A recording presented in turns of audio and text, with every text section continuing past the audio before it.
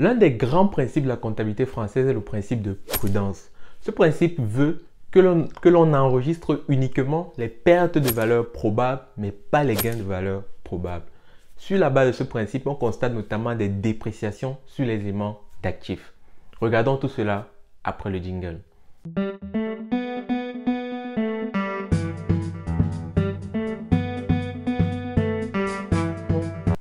Bonjour à toi et bienvenue sur ma chaîne. Moi c'est Kevin Toussi, jeune diplômé d'expertise comptable. Sur cette chaîne, on parle de deux principales thématiques, compta et finance.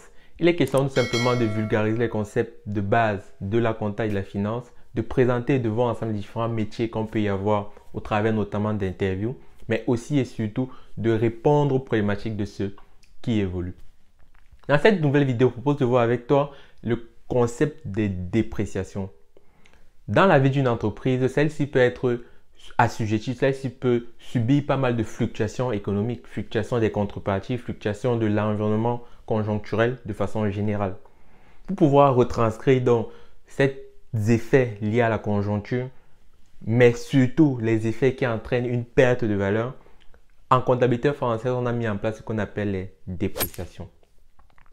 Les dépréciations, qu'est-ce que c'est? Une dépréciation, c'est juste le moyen qui permet de constater dans la comptabilité une perte de valeur probable sur un élément d'actif. Les immobilisations, les stocks, les créances, par exemple. Regardons ensemble chacun de ces éléments d'actifs pour voir comment est-ce qu'on peut avoir une perte de valeur probable et comment est-ce que la dépréciation vient répondre à ce souci de reflet de cette perte de valeur. Prenons les immobilisations. Ce qui est le plus évident, ce sont les immobilisations corporelles. Donc, une société peut posséder un immeuble. Prenons le cas d'une société qui possède un immeuble à la Défense et qui les met en location.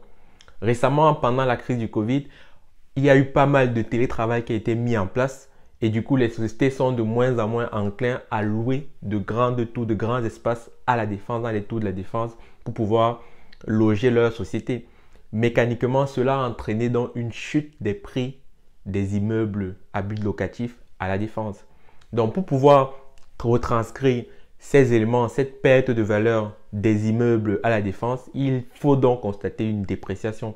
On compare juste la valeur réelle, c'est-à-dire la valeur donnée par un expert immobilier de cet immeuble avec la valeur nette comptable. Lorsque la valeur nette comptable devient supérieure à la valeur réelle, on constate alors une dépréciation. Dans les stocks, une société peut posséder des stocks de matières premières dans son entreprise. Ces stocks, la valeur de ces stocks varie selon l'offre et la demande. Donc, on peut se retrouver à un moment où ces stocks perdent de la valeur parce qu'il y a une relation d'offre et de demande qui se joue dans le cycle économique.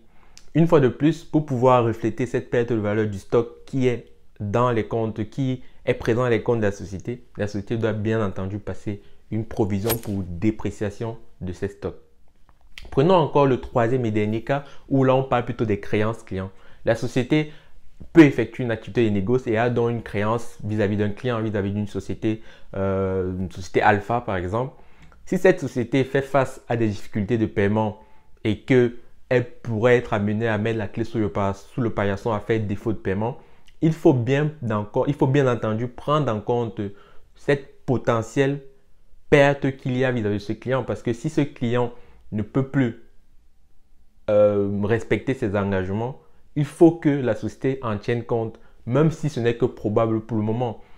Ainsi, si la société a des jours de retard de paiement, 60 jours, 30 jours, ainsi de suite, il y a une sorte de provision statistique qui est mise en place systématiquement pour pouvoir constater dès maintenant la perte probable et peut-être la perte définitive si effectivement il n'y a pas une résolution à l'amiable ou alors une résolution satisfaisante pour la société. Comme tu le vois, les provisions pour dépréciation permettent de constater en comptabilité des pertes de valeur probables liées à l'activité de la société. Comment est-ce qu'on les comptabilise? D'un point de vue pratique, technique comptable, la comptabilisation se fait au même titre que les amortissements. Donc, on constate une charge, un compte de dotation aux provisions pour dépréciation. Et la contrepartie, c'est un sous-compte du compte concerné, donc de l'actif concerné. Est-ce que c'est une immobilisation? Est-ce que c'est un stock? Est-ce que c'est une créance client?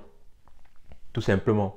Comme tu le vois, cette opération, cette comptabilisation n'a aucun impact purement économique, n'a aucun impact sur le cash, sur l'échange de prestations. Comme au même titre que les amortissements, les dotations ou alors les provisions pour dépréciation de façon générale sont des charges non décaissables. Et par conséquent, elles n'ont pas d'impact sur le cash de la société. Ce qui me permet de faire le pont direct avec les amortissements. Qu'est-ce qui différencie donc finalement une dépréciation d'un amortissement? Un amortissement, lui, il permet de refléter une perte de valeur irréversible. L'immeuble, l'actif immobilier a été utilisé, il a perdu de la valeur. Il est obsolète, il a perdu de la valeur. On ne pourra pas revenir d'un état précédent comme si l'immobilisation n'avait pas été utilisée. Donc la perte de valeur est irréversible.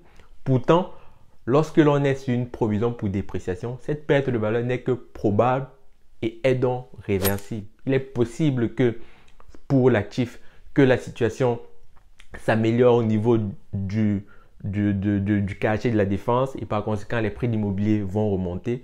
Il est possible que le stock reprenne de la valeur. Il est possible que la contrepartie, que le client qui a une créance sur lequel on a une créance, que sa situation se voit améliorée et qu'il est capable finalement de respecter ses engagements.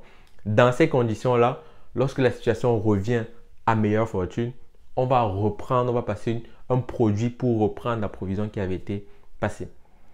Donc, les provisions pour dépréciation sont réversibles. C'est là en plein la différence qu'on peut avoir entre une dotation aux amortissements et une dotation aux provisions pour dépréciation.